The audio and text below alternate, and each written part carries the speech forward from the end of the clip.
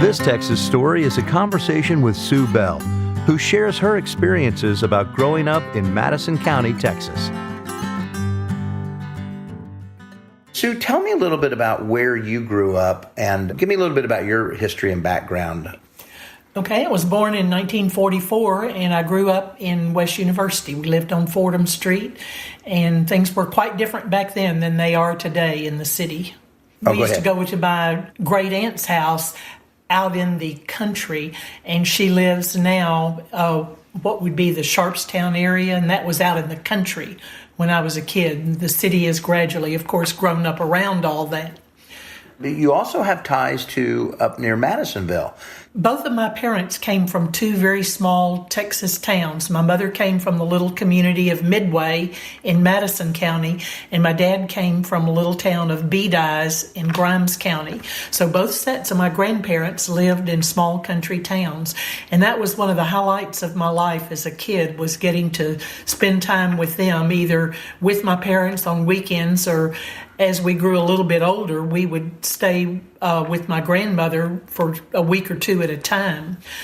All of my first cousins that were girls that were about the same age would get together and we would spend one whole week with my grandmother that lived in Bedize, Texas. And it was so much fun. The bond that we built together just to strengthen our family. And we're still all very good friends today. But just the fun that we had as kids playing board games and looking forward every afternoon after Granny would fix lunch and she would lay down and take a short nap in the afternoon. And after she got up from her nap and would dress again, we would go uptown and we would each get to go to Simonton's drugstore, and we had our nickel or dime that we would be able to buy ice cream or a soft drink or something, a treat. And then we would go with her to this little sewing notion shop that her best friend, Miss Hilda, had. And we would sit there and do little embroidery work as young girls did back then. No video games, huh? No video games. We didn't have television in our home until about 1952, and it was black and white television then. By the early 60s, we had color TV, and boy, we thought we were uptown when we got color TV. But there were 3 channels, and if the president was on, your evening was shot. No cable TV like we have today with 154 channels or whatever. Well, some might consider that a blessing. A blessing. Actually. Yeah. So now, I have had the pleasure of being up to your place in outside of Midway. Yes. And that was on your mother's side. Yes, that was on my mother's side. So tell me a little bit about going up to Midway and spending time up there with your sister, with your grandmother and whatnot. And I kind of got the impression that your parents were pretty bigwigs in Midway. My grandparents were. In fact, when my grandfather passed away, the Texas State Senate passed a resolution in his honor. I have a copy of it. It's framed and in my office out at my house. Just highlighting all of the good things that he did for the community in his area. He owned quite a bit of land, wasn't wealthy by true wealthy standards, but he was well-to-do. He had a comfortable life. Right. And I enjoyed spending time up there. Occasionally I'd spend a whole week, but most of my visits that I can recall was on the weekends.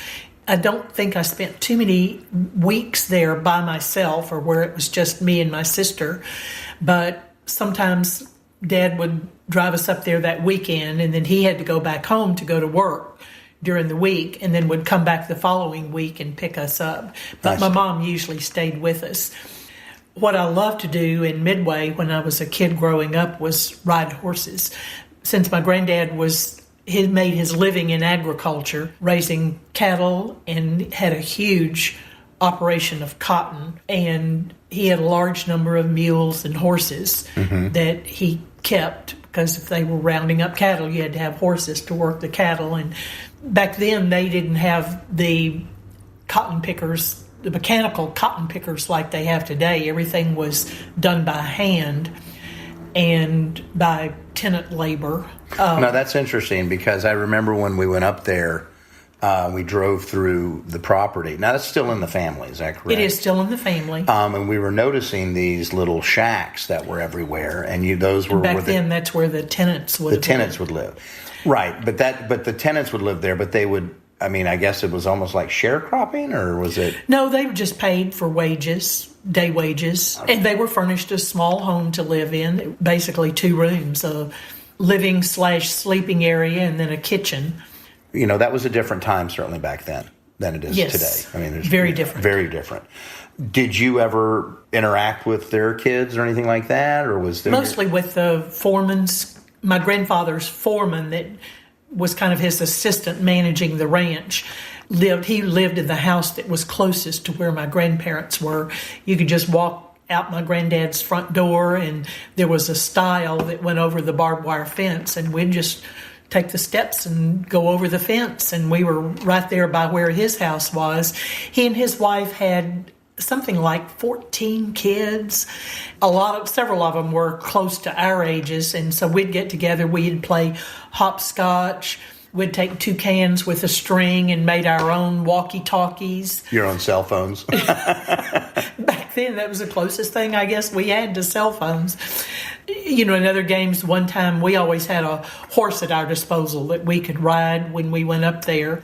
Sam was one of his hired hands, and every morning there was a big bell that was outside my granddad's door. He would ring the bell once, and you could hear this pealing all in the countryside because it was a large bell and made a very loud noise, and that would wake the tenants up. And then after about 30 or 45 minutes, he would ring it a second time, which was their call to report to headquarters to get their assignments for the day.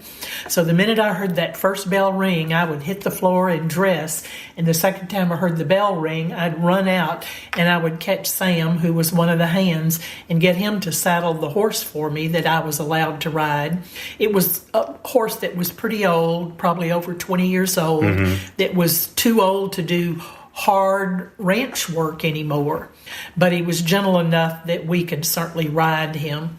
So some of the West children, the foreman's children, and Francis and I would all pile on this poor horse's back. And one time I remember, I think our record was 9 of us hanging off the back of this horse at one time.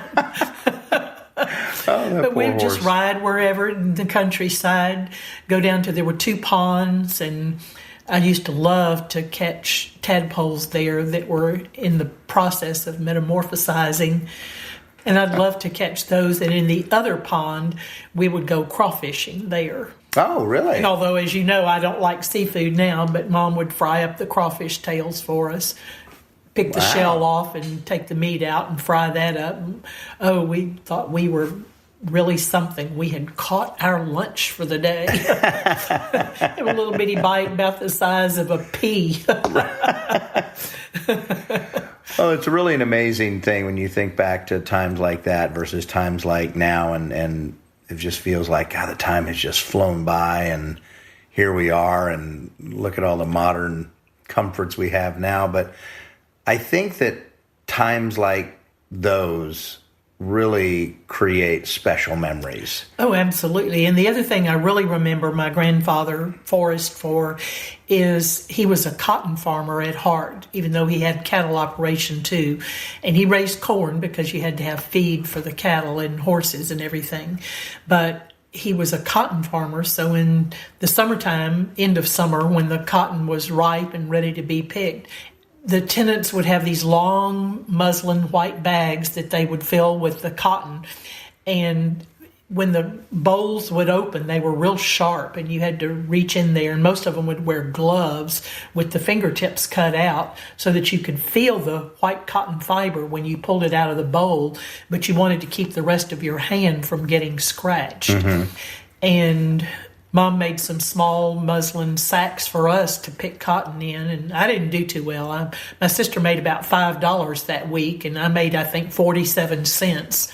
I was more interested in chasing rabbits up and down the turn rows in between the cotton. Well, you could take that 47 cents and go to the drugstore and probably live like a queen. Back in those days, I mean, that was several days' worth of treats. Well, Sue, I got to tell you, this has been so delightful. Thank you so much for sharing your stories with me and with us. That was fascinating and very, very enlightening. Oh, I love looking back, thinking about my grandparents because each of them in their own way offered so much to my life. Wow. I think we're all a product of what has come before us, and certainly they were a big part of my life. I got so many of the values that I have from them, especially my grandfather Forrest. Wonderful. Well, thank you again. Thank you, John. This Texas story was brought to you by the doctors of Texas State Optical, who are proud to celebrate 80 years of Texas history.